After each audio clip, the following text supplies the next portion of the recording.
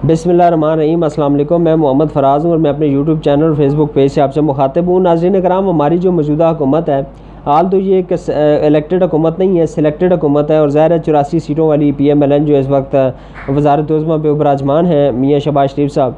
तो एक तो शुरू दिन से जब ये हुकूमत बनी थी तो उसी वक्त ही हमें ये आइडिया था कि इनको किसी एजेंडे के तहत भेजा गया है। और एजेंडा सबसे पहला तो ये था कि पाकिस्तान की इकानमी को आपने ज़मीन बोझ करना है और उस पर तो बड़ी तेज़ी से ये जो अमल पैरा है। आप ख़ुद ही अंदाज़ा लगा लें कि जब पिछले 4 महीने 5 महीने जब जितना अरसा इनको हुआ है, इन्होंने पूरी कोशिश की है कि पाकिस्तान को अपने पाँव पे खड़े नहीं होने देना और 6% की स्पीड से 6% की जो शरह है उसकी उस तरक्की की जो शरह है उससे आगे जाती हुई मैशत को इन्होंने 2 पॉइंट समथिंग पे पहुँचा दी है, मतलब रिवर्स गेयर लगा दी है। और पाकिस्तान की मैशत का जो मैशत के हवाले से जो एजेंडा इनको दिया गया था कि आपने पाकिस्तानी मैशत को नहीं उठने देना, उसको भरपूर तरीके से ये उसको उस जिम्मेदारी को पूरा कर रहे हैं।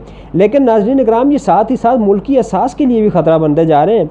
और ये मैं नहीं कह रहा, ये मतलब हम ये बिल्कुल भी कोई ये ना सोचे कि हम चूँकि ज़ाहिर है PTI से तल्लुक़ है तो हम ऐसी बात करें, ऐसा हरगिज़ नहीं है।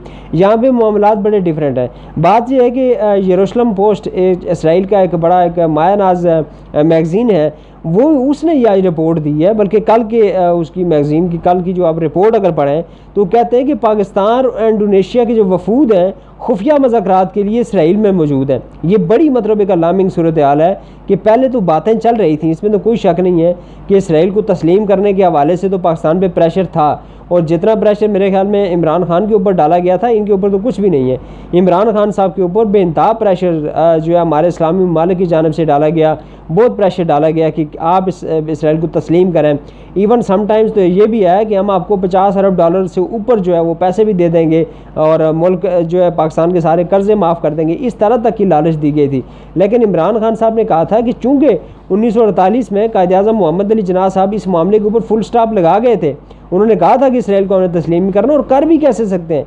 नाज़रीन इकराम, हमारा जो किबला अव्वल है उसके ऊपर इस वक्त इसराइल काबिज़ है और मस्जिद अक्सा को गिराने की पूरी कोशिश की जा रही है। फ़लस्तीनियों के ऊपर गासिबाना कब्ज़ा है इसराइल का, फ़लस्तीनियों की सरज़मीन पर जो कि ज़ाहिर मुक़द्दस सरज़मीन है हमारे लिए, उसके ऊपर इसराइल का गासिबाना कब्ज़ा है। वहाँ पे यहूदियों को आबाद किया जा रहा है। तो हम कैसे सोच भी सकते हैं, हमारे ईमान का तकाजा है कि हम इसराइल के जो है उसको नफ़रत की निगाह से देखें और हम इसराइल के ख़िलाफ़ जो है वो बिल्कुल मतलब जो हमारा एक शुरू दिन से एक पॉइंट ऑफ व्यू है वही रहना चाहिए। लेकिन मौजूदा इम्पोर्टेड सरकार भरपूर तरीके से इस एजेंडे पर अमल पैरा है और अब ये बड़ी एक अलार्मिंग सूरत हाल सामने आई है कि इम्पोर्टेड सरकार का एक वफ़द जो है, एक तो पहले भी गया था जिसमें अहमद कुरैशी जो कि एक हमारा PTV का साफ़ी था, वो गया और उसको बाद में फिर इन्होंने जॉब से फ़ारिग भी कर दिया। उसने शायद कुछ चीज़ें जो है वो अनफोल्ड कर दी थी। लेकिन अब तो जो है वो ये इसराइली जो मैगज़ीन है उसने खुलकर ये लिख दिया है कि पाकिस्तान का एक वफ़द जो है वो इस वक्त इसराइल में है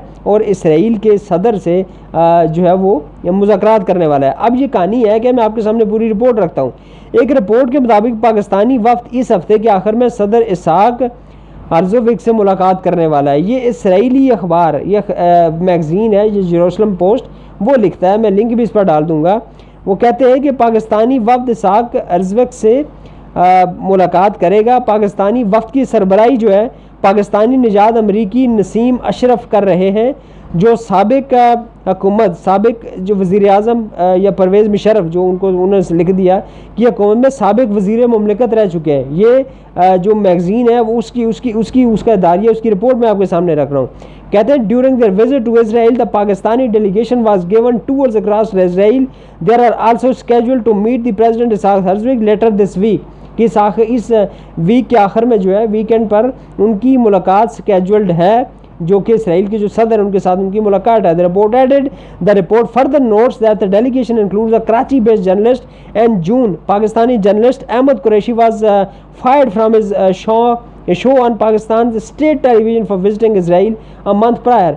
कि जो अहमद कुरैशी, जैसे मैंने पहले आपको कहा कि उसको अपनी उस जॉब से, या जो शो करता था पाकिस्तानी स्टेट टेलीविज़न यानी कि PTV के ऊपर, उससे भी उसको हटा दिया गया था। तो ये पहले भी ये चीज़ें होती रही हैं, हमने इसको लाइट लिया। लेकिन अब तो एक सीनियर हमारे जो एक सियासतदान जो कि परवेज़ मुशर्रफ के साथ उनकी काबीना में रहे, उनकी क़यादत में एक वफ़द जो है वो इसराइल में मौजूद है और वो इस हफ्ते के एंड पर यानी कि वीकेंड जब हम बना रहे होंगे तो वहाँ पे इसराइल के सदर से मुलाकात करेगा और खुफिया मुलाकात है ये। इसके साथ इंडोनेशिया का भी वफ्द गया है और इंडोनेशिया के वफ्द के हवाले से जो अमरीकी वज़ीर ख़ारजा वो कह भी चुके हैं कि हमारी कोशिश है कि इंडोनेशिया के जो तजारती तल्लुकात हैं वो इसराइल के साथ बेहतर हो जाए, इसराइल के साथ जो है उनको बहाल कर दिया जाए और चीज़ें जो आगे लेकर बढ़ें। लेकिन ये पाकिस्तान के हवाले से इंतहाई अलार्मिंग सिचुएशन है मेरे ख्याल में।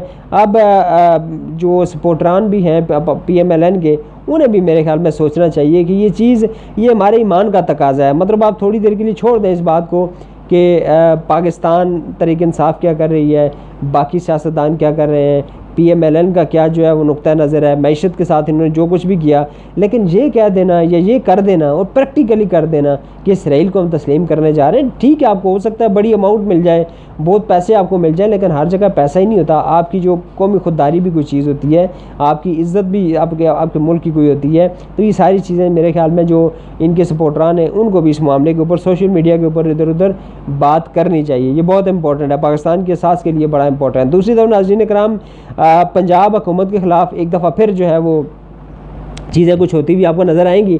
और ये लंदन में जो कि मफरूर हमारे एक साबिक़ वज़ीर-ए-आज़म है, मफरूर हैं, यहाँ से भागे थे, तो उनकी ज़ेर सदारत जो इजलास हुआ, ये जो सारे यहाँ से भी बानमती का कुंभा इकट्ठे होकर वहाँ पे गए, नून लीग की जो क़यादत है, वहाँ जाके एक मफरूर शख्स से आर्मी चीफ़, पाकिस्तान के आर्मी चीफ़ की तैनाती के हवाले से मफरूर शख्स से इन्होंने जाके जो है वो डायरेक्शंस ली कि हमने किसको लगाना है, क्या करना है। वो तो इटसेल्फ, और मेरे ख्याल में पाकिस्तान तहरीक इंसाफ को इसको अदालतों में लेकर जाना चाहिए। ये कैसे पॉसिबल है? सीक्रेट एक्ट की तो ये खिलाफ वर्जी है और गालिबन इसके ऊपर आज बनीगाला में मीटिंग भी हुई है और इसको अदालतों के सामने रखा जाएगा कि सीक्रेट एक्ट की खिलाफ वर्जी है कि एक वज़ीर-ए-आज़म उस शख्स से जाकर मिल रहा है जो कि डिक्लेयर्ड मुजरम है, उसको अदालत ने सज़ा दी हुई है, उसको जो है 7 साल की सज़ा हुई है और यहाँ से अदालतों से मफरूर भी है, इश्तिहारी है। उस शख्स के साथ जाकर पाकिस्तान के आला तरीन अदारे के सरबराह की तकर्री के लिए मौजूदा जो हमारे वज़ीर-ए-आज़म हैं, जो कि खुद इम्पोर्टेड हैं, वो जाकर उससे मशवरा ले रहे हैं। इसको मेरे ख्याल में पाकिस्तान तहरीक इंसाफ अदालतों में लेकर जाएगी और लेकर जाना भी चाहिए। दूसरी तरफ उसी मीटिंग के अंदर ये भी डिसाइड हुआ कि हमने पंजाब हुकूमत को गिराना है और पंजाब हुकूमत को गिराने के लिए सबसे पहले हमने स्पीकर के ऊपर हमलावर होना है और स्पीकर के खिलाफ तरीके अदम एतमाद पेश करनी है। किस हद तक कामयाब होते हैं, क्या हो सकते हैं या नहीं हो सकते, ज़ाहिर है ये जो है वो अप्रैल वाला पाकिस्तान नहीं है, अप्रैल से या मई से पहले वाला इमरान खान भी नहीं है। अब चीज़ें काफ़ी मुख्तलिफ हैं। अब पाकिस्तान के अंदर महंगाई जो है तारीख की बुलंद तरीन सतह पर है, लोग जो है वो बढ़ के बैठे हैं, लोगों की आंखों में खून उतरा हुआ है और ऐसी सूरत हाल में इम्पोर्टेड सरकार ये जिस तरह की गलतियां कर रहे हैं, यकीन जाने कि ये सियासत तो होती रहेगी, सियासत तो यहाँ पे करते रहेंगे, PTI भी करेगी, ये लोग भी करेंगे, लेकिन मुझे यकीन जाने कि दुख होता है ये कहते हुए कि ये पाकिस्तान के साथ दुश्मनी कर रहे हैं। इस मुल्क की वो गरीब अवाम जिसने रहना है यहाँ पे, इन लोगों ने नहीं रहना। सिवाय इमरान खान के कोई सियासतदान आपके पास नहीं रहेगा। सबकी जो सेटलमेंट हुई हुई है ये भाग जाएंगे बाहर, अल्लाह ना करे मुल्क के ऊपर कोई बुरा वक्त आता है, लेकिन ये पाकिस्तानियों के लिए इस मुल्क को मज़ीद जो है मुश्किल में डालने जा रहे हैं। अब IMF ये कह रहा है कि आपकी गैस सर्दियों में महंगी होने जा रही है, महंगाई का वो तूफ़ान आने वाला है कि हम सोच नहीं सकते, लेकिन ये अभी तक साजिशों में लगे हुए हैं और अभी ये इनकी जो साजिश है कि पंजाब हुकूमत को कराएंगे ताकि इमरान खान को लॉन्ग मार्च से रोका जा सके, आई थिंक कि ये थोड़ा सा पॉसिबल इस वक्त नहीं होगा। उसकी वजह यह है कि जो 25 मई वाला लॉन्ग मार्च था उसमें और आज में ज़मीन आसमान का फ़र्क है। 25 मई तक हालात इतने बुरे नहीं थे, महंगाई इतनी ज़्यादा नहीं थी, और उसके बाद 25 मई को जो पंजाब के अंदर हुकूमत थी वो भी PMLN की थी और इमरान खान को वहाँ से निकलने नहीं दिया गया था। हमारी क़यादत को बड़े बेईमाना किस्म का हमारे लोगों के ऊपर तशद्दुद किया गया और बड़ी बेरहमी से लोगों को जो है वो रोका गया। इस वक्त इनका प्लान यही लग रहा है और यही कह रहे हैं कि लॉन्ग मार्च जैसे आएगा तो गवर्नर राज जो है लगा देंगे, इतना आसानी से वो भी नहीं हो सकेगा। और दूसरा तरीका अदम एतमाद ये पेश करने जा रहे हैं, उसमें खान साहब कैसे उसको लड़ते हैं, डेफिनेटली उसके ख़िलाफ़ खान साहब का भी प्लान है और काउंटर जो स्ट्रैटेजी है वो बिल्कुल तैयार है। दूसरी तरफ खान साहब जो है गिलगित बल्तिस्तान के जो वज़ीर आला उनके साथ भी बातचीत कर रहे हैं और 2-3 दफ़ा मुलाकात हो चुकी है। KPK के अंदर हमारी अपनी हुकूमत है, वहाँ पे जो है बातचीत डेफिनेटली होती रहेगी और वहाँ पे PMLN कुछ नहीं कर सकेगी। उसकी बड़ी वजह यह है कि वहाँ पे गवर्नर जी अपना लगा नहीं सके, और वहाँ पे जो कायम मुकाम जो गवर्नर है वो स्पीकर असम्बली हैं, जो पेशावर की जो KPK की असम्बली है उसके स्पीकर हैं जो कि मुश्ताक गनी साहब हैं, वो कायम मुकाम गवर्नर है इस वक्त। तो वहाँ पे इनको बहुत ज़्यादा हेल्प नहीं मिल सकेगी। साथ ही साथ खुल कर खेलने का फ़ैसला किया पंजाब हुकूमत ने भी, और जावेद लतीफ़ और मरियम औरंगज़ेब के ख़िलाफ़ तो मुकदमात दर्ज दहशतगर्दी के किए थे, लेकिन ये जो बात मैंने की ना कि सीक्रेट एक्ट की खिलाफ वर्जी करें शहबाज शरीफ साहब, उस हवाले से भी आज पंजाब असम्बली ने करारदाद मंजूर की है, और शहबाज शरीफ के ऊपर आर्टिकल 6 की कार्रवाई करने का भी उन्होंने कहा है जी कि इसके ऊपर जोर दिया जाए कि ये भी कार्रवाई शुरू की जाए। और जब इस तरह की कार्रवाई हो जाती है या इस तरह की करारदाद आ जाती है तो फिर दाखिला ख़त्म किया जा सकता है, बंद किया जा सकता है पंजाब के अंदर, राना सनाउल्लाह साहब का भी और शहबाज शरीफ साहब का भी। लेकिन ये चीज़ें हल नहीं है मसले का। नाज़रीन इकराम, ये मेरे ख्याल में ये जो इम्पोर्टेड सरकार है ये इस चीज़ को नहीं समझ रही कि ये खान को अंडर एस्टिमेट कर रहे हैं। ये इनको समझ लग जानी चाहिए कि इस वक्त इनका जो बयानिया है वो बुरी तरह पिट चुका है। इनका कोई बयानिया है ही नहीं। इनका क्या बयानिया? इनका तो बयानिया वही है जो अमेरिका ने इनको एक टारगेट देकर भेजा है कि आपने पाकिस्तानी मैशत का बेड़ा गर्क करना है, आपने लोगों की ज़िंदगियाँ जीरन करके रखनी है, आपने इस मुल्क की फ़ौज को बदनाम करना है। ये कर रहे हैं, इसमें कोई शक नहीं है। आज मरियम नवाज़ साहबा ने एक दफ़ा फिर जो है वो कहा जी कि मैं सारे राज उगल दूंगी। अच्छा, ये बड़ी मज़े की बात है कि खान साहब का जो पिछले हफ्ते का जो इंटरव्यू था कामरान खान के साथ, उसके बाद इनको अच्छा खिलौना मिल गया है कि ये कर देंगे जी, हम वो कर देंगे जी, खान साहब ये कर रहे हैं तो खान साहब वो कर रहे हैं। अब खान साहब ने तो दोबारा वही मामला जो शुरू कर दी है, और कल तो उन्होंने बड़े जराना अंदाज में कहा कि कौन होते हैं फ़ोन करने वाले, किसी को फ़ोन करें तो आप उनको उल्टी धमकियाँ दें आगे से, डेफिनेटली देनी चाहिए। ये क्या बात हुई कि टैक्स के पैसे से हमारे से लोग तनख्वाहें लें, जो कोई भी है जो फ़ोन करता है किसी को तो वही मुड़ के हमें जो है धमकाएँ और जो फ़ोन करके खुफिया नंबरों से तो लोगों को कॉलें करें, ये तो एक्सेप्टेबल नहीं है। ये पाकिस्तान है, कोई बनाना रिपब्लिक तो नहीं है, किसी के बाप का मुल्क तो थोड़ा ही है। ये ज़ाहिर है 22 करोड़ आवाम का मुल्क है, और मेरे ख्याल में उसी के मर्ज़ी के मुताबिक यहाँ पे हुकूमत भी आएगी, उसी की मर्ज़ी के मुताबिक यहाँ पे हुक्मरान भी आएगा, और सारी चीज़ें इस कौम की मर्ज़ी से होनी चाहिए। तो ये खान साहब की बात बिल्कुल ठीक है। लेकिन नाज़रीन इकराम, इतना कहूँगा कि ये जो इस वक्त बयानिया बनाया जा रहा है पाकिस्तान तहरीक इंसाफ के ख़िलाफ़ और हमारी अफवाज पाकिस्तान के ख़िलाफ़, और फिर पाकिस्तान तहरीक इंसाफ का भी जो इस वक्त जो सूरत-ए-हाल सामने आ रही है, और लग रहा है ऐसा है कि जो शायद मामलात पिछले हफ्ते में कुछ हमें बेहतरी की तरफ जाते हुए महसूस हो रहे थे, अब दोबारा जो है वो पॉइंट ऑफ नो रिटर्न पे पहुंच चुके हैं। तो इस पर ज़्यादा परेशान होने की बात नहीं है। ये पॉलिटिक्स है, पॉलिटिक्स के अंदर चीज़ें कैसे आगे बढ़ती हैं ये इंशाल्लाह अज़ीज़ सारे लोग जो है समझदार हैं। आजकल की दुनिया बहुत समझदार है, और सोशल मीडिया का ज़माना है, सियासत सबको पता है। इस सियासत की अलग बेस है, इमरान खान ने सबको वाकिफ़ कर दिया है। तो बहुत ज़्यादा आपने दिल पे नहीं लेनी कि इमरान खान ने बयानिया जो एक दफ़ा फिर तब्दील कर लिया और इस्टेब्लिशमेंट शायद उनके खिलाफ हो जाएगी या कुछ हो जाएगा। तो मेरे ख्याल में ऐसा कुछ भी नहीं होने जा रहा, और इंशाल्लाह मुल्क बेहतरी तरफ जाएगा। ये जो मर्ज़ी करें, जितने मर्जी बयानबाजी करें, जो कुछ ये मर्जी कर लें, इमरान खान का मुकाबला नहीं कर सकते, सारे मिलकर भी नहीं कर सकते।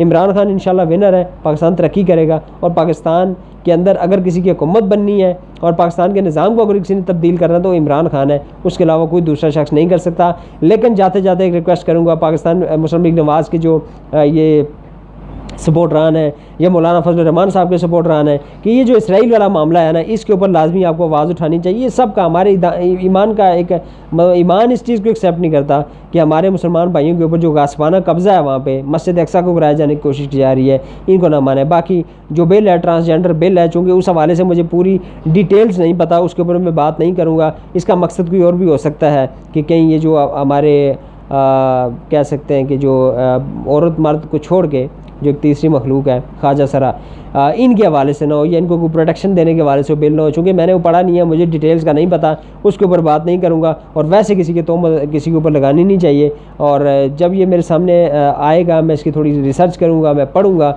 उसके बाद इस पर भी इंशाअल्लाह बात करेंगे। अल्लाह ताला